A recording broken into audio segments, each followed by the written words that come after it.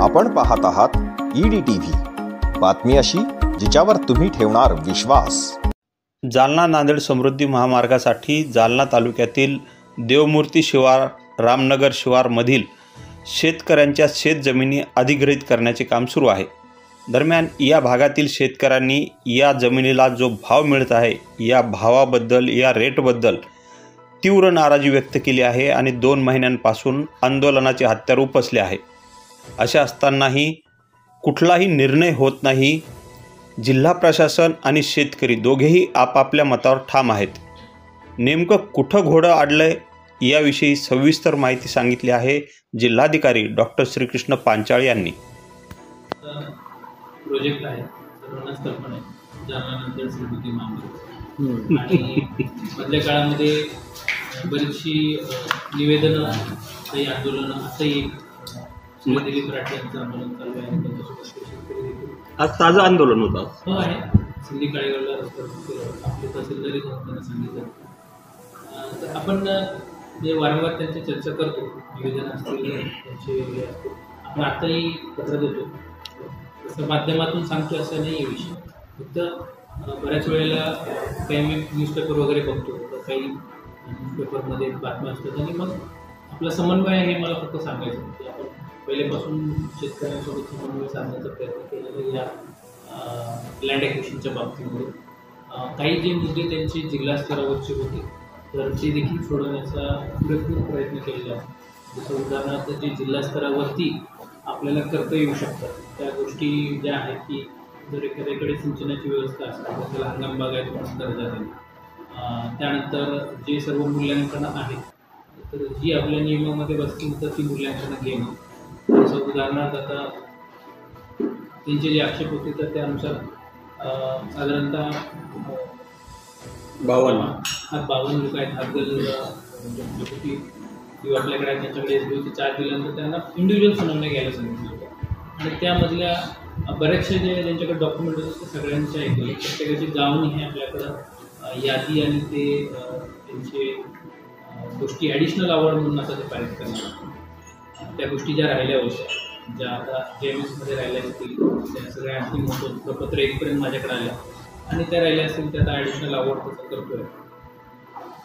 फक्त त्यामध्ये जो कृषीचा मूल्यांकनाचा विषय होता तर त्याबाबत आपली भूमिका सांगितलेली आहे। त्याच्यामध्ये नोटिफिकेशनच्या अगोदरच्या तारखेला जी झाडं असतात झाडं तर ती आपण देतो नोटिफिकेशन डेट नंतर लावण्यात आलेली असतील तर ते रोपं म्हणून त्यांना पैसे ते सुद्धा रोपाचे पैसे जे काही एकरी निघतील जे झाडं लावले असतील 2.5 लाख 3 लाख त्याच्या 2.5 पट मिळतात जसं कृषीचं असेल त्याचं 2.5 पट जमिनीचं 5 पट असं असतं जे ॲसेट असतील त्याचे 2.5 पट मिळत असतं तर ते आपण त्या पद्धतीनं ते देतो आणि ही कार्यवाही काही जिल्ह्यांमध्ये राबवली गेली होती आता काही वर्षांअगोदर धाराशिव असेल धुळे असेल टाइम्स ऑफ इंडिया असेल किंवा यांनी त्याची दखल देखील घेतली 2023ला याच्या बाबतीमध्ये GR देखील आलेला आहे शासन GRची डेट आल्यानंतर तो रेट्रोस्पेक्टिव्ह लागू होतो आणि आपण जेव्हा कारवाई करतो तो लागू करतो आणि GR नसताना देखील गुगल इमेजेस चेक करून काही जिल्हाधिकाऱ्यांनी अगोदरी अशा कारवाई केलेल्या आहेत त्यामुळं तो GR आला होता सो त्याबाबत आपण सांगितलेलं आहे आणि जो मूल्यांकनाचा दर आहे किंवा झोनचा विषय आहे की काही जमिनी ह्या येलो झोनमध्ये असतील काही त्याच्याच बाजूची ग्रीन झोनमध्ये आहे किंवा रेडी रेकनर दर जो आहे तर तो कमी आहे हे जे विषय आहेत तर ते आपल्या इथल्या कार्यपद्धतीच्या बाहेर आहेत आणि त्यासाठी प्रोव्हिजन असं ते आर्बिट्रेशन लवाचं त्यांच्याकडे जाऊन ते पुरावे दाखवू शकतात की आम्हाला जे आहे कारण जिल्हास्तरीय समिती किंवा SDO काला असतात competent authority for land acquisition आणि ते या पद्धतीची गणना करतात परिगणना करतात विविध विभागासोबत मिळून आणि ते माझ्याकडे सादर करतात प्रपत्र 1 म्हणतात त्याला आणि ती मान्यता मी देतो त्याच्यानंतर एक SDO त्याचा आवड पारित करतो अशी ही प्रोसिजर आहे आणि त्यानंतर याच्यामध्ये जर परिगणना करताना आक्षेप असतील मूल्यांकनाबाबत आक्षेप असतील रेडी रेकनर कमी आहे याबाबत आक्षेप असतील तर हे सगळे आर्बिट्रेशन लवादमध्ये जातात। आपला नागपूर मुंबई समृद्धी असेल तर तेव्हा देखील कार्यपद्धती अवलंबली गेली होती आणि त्या दृष्टीनं आपण साधारणतः माझ्याकडे किमान 7-8 बैठका त्या विषयाच्या अनुषंगाने झालेल्या. मी मागच्या वेळेस बसले तेव्हा मी तिथं फील्डवर पण गेलो होतो, तिथे चर्चा केली. परंतु प्रशासनाकडून जेवढं सकारात्मक आणि जेन्युइन शेतकऱ्यांच्या हिताचं जेवढं करता येईल, जे एवढ्या प्रशासनाच्या हातात आहे ते आपण करण्याचा प्रयत्न केलेला आहे. आता जे काही मुद्दे सुटत नसतील किंवा काही जर आपण गृहीत धरलं की काही 1-2 ठिकाणी करेक्शनची गरज असेल तर ते आर्बिट्रेशन किंवा लॉमध्ये जावं असं आव्हान आम्ही यापूर्वी देखील केलेलं आहे. सांगण्याचा उद्देश हाच की तुम्हाला आमची पण बाजू प्रशासनाची लक्षात ठेवा, त्यामुळे मी आज हे सांगतो. महामार्गाची घोषणा महाविकास आघाडी सरकारमध्ये झाली. बऱ्याच दिवसांपासून किती टक्के लँड ॲक्विजिशन झालेलं आहे आणि कधी काम परतूरचं काम पुढे गेलं. परतूरची आवड 95% जवळपास झाले. परतूर SDO माझ्याकडे नाही, तरी अप्रॉक्सिमेट 95% झाले आणि साधारणतः 65% वरती आणि 70% ताबा देखील झालेला आहे. तिथे संमती मॅक्झिमम लोकांनी दिली परतूरमध्ये. जालना पॅकेज 1 आणि 2 असं आहे आपल्याला. पॅकेज 1 हा असं गृहीत धरा की जालना तालुका, पॅकेज 2 असं गृहीत धरा परतूर आणि मंठा तालुका. सो पॅकेज 1मध्ये जालना तालुका येतो आणि जालना तालुक्यामध्ये अवॉर्ड पर्सेंटेज 70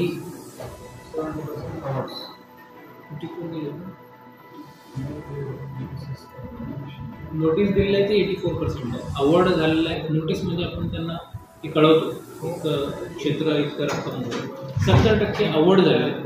ताबा जो आहे तो कमी आहे. तो नाही ताबा 20% ताब्याच्या टक्केवारी कमी आहे.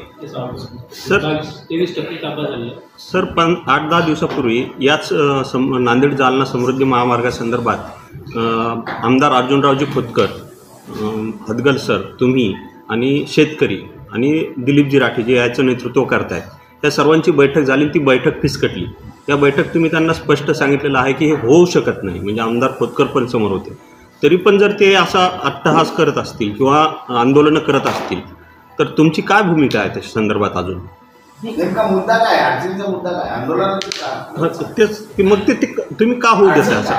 अडचण आता जे 2-3 मुद्दे मी सांगतो म्हणजे ह्यामुळं एक तर सरकारची पण बदनामी होते ना सर.